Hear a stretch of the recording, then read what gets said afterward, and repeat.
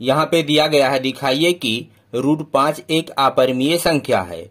तो जो दिया गया है सबसे पहले हम उसके अपोजिट मानेंगे। √5 को हम मानेंगे कि यह एक परिमेय संख्या है।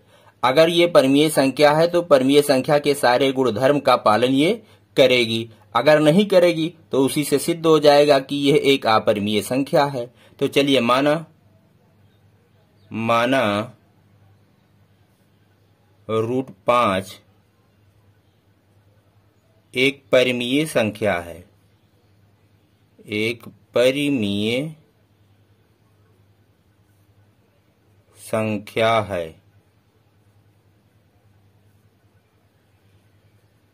अब जब यह एक परिमेय संख्या है तो हम इसे p/q के रूप में लिख सकते हैं। तो √5 को हम लिख सकते हैं बराबर p/q,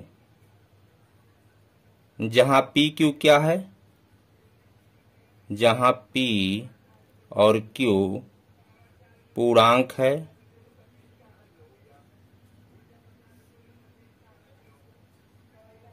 q बराबर नहीं हो सकता 0 के, तथा pq सहअभाज्य संख्याएं हैं। pq सहअभाज्य हैं। सहअभाज्य का मतलब होता है इन दोनों का मासा एक होना चाहिए, यानी एक के अलावा किसी और संख्या से p और q विभाजित न हो। अब इसी सहअभाज्य के सहयोग से ही हम हल करेंगे। अब यहाँ पे आइए, इसके बटा हम 1 कर लें तो p का गुणा 1 में होगा तो हो जाएगा p, और q का गुणा √5 में होगा तो √5q। अब दोनों पक्षों का वर्ग करेंगे, दोनों पक्षों का वर्ग तो हो गया इधर बाएं पक्ष में p² और इधर √5 का वर्ग करेंगे तो हो जाएगा 5 q का q²। इसको समीकरण 1 मान लेते हैं। अब यहाँ पे देखिए p² बराबर है 5q² के, यानी p² का एक गुणनखंड 5 है। p² बराबर है 5 गुणे q² के, इसका मतलब p² का गुणनखंड 5 है। तो यहाँ पे लिखेंगे चूंकि p² का गुणनखंड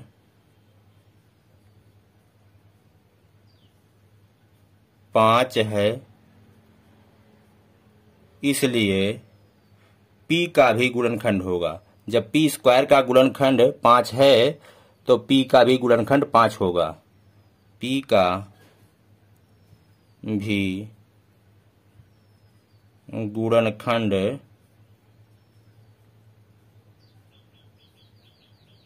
5 होगा। अब चलिए पुनः मान लेते हैं। पुनः माना p बराबर, यहाँ √5 हमको सिद्ध करना है कि अपरिमेय संख्या है, तो मानेंगे 5।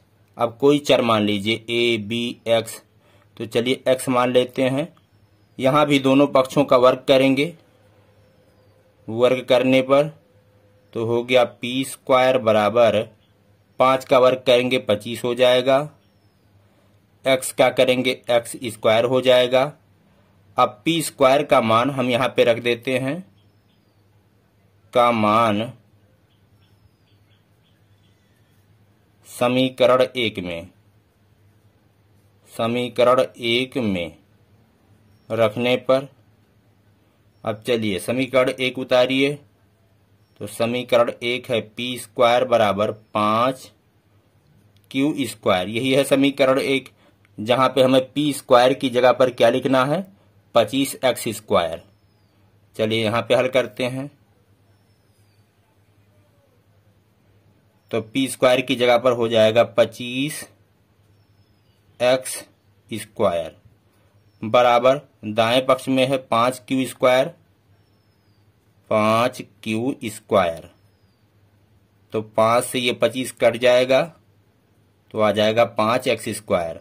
तो q² बराबर आ गया 5x², q² बराबर आ गया 5x²। तो q² का गुणनखंड 5 है, चूंकि क्यू स्क्वायर का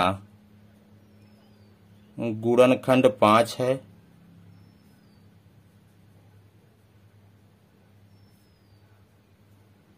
इसलिए क्यू का भी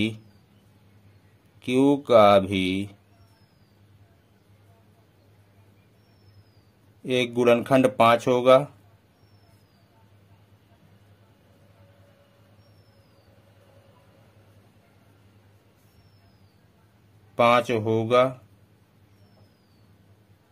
चलिए यहाँ पे लिख देते हैं है। अब आपका काम हो चुका है। देखिएगा यहाँ पे P का एक गुणनखंड 5 है और Q का भी एक गुणनखंड 5 है, जबकि हमने यहाँ क्या माना था कि यह एक परिमेय संख्या है, और अगर ये परिमेय संख्या है तो 1 के अतिरिक्त कोई और गुणनखंड नहीं होने चाहिए। P और Q 1 के अलावा किसी और संख्या से विभाजित नहीं होनी चाहिए, तभी यह एक परिमेय संख्या होगी। यहाँ पे क्या आया कि P और Q ये 5 से विभाजित हो जाएंगी, 5 इसका गुणनखंड है तो 5 से विभाजित हो जाएंगी। अतः यह एक परिमेय संख्या नहीं है, यह एक अपरिमेय संख्या है। तो यहाँ पे लिखेंगे चूंकि P व Q के उभयनिष्ठ गुणनखंड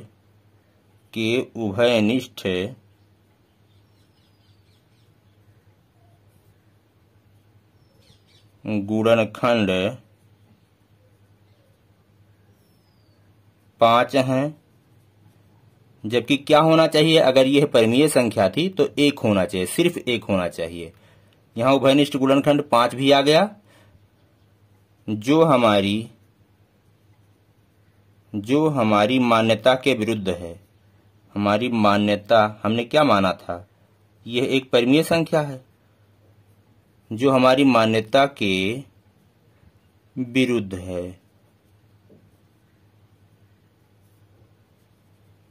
तो हमने माना था कि यह एक परिमेय संख्या है, तो यह कैसी संख्या हो गई, अपरिमेय हो गई, क्योंकि परिमेय संख्या का जो गुणधर्म है उसका पालन नहीं कर रही है। अतः √5 एक अपरिमेय संख्या है।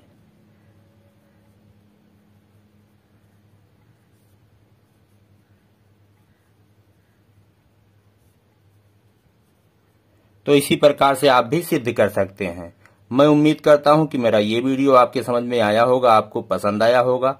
हम मिलेंगे आपसे अगले वीडियो में। कहते हैं जय हिंद, जय भारत।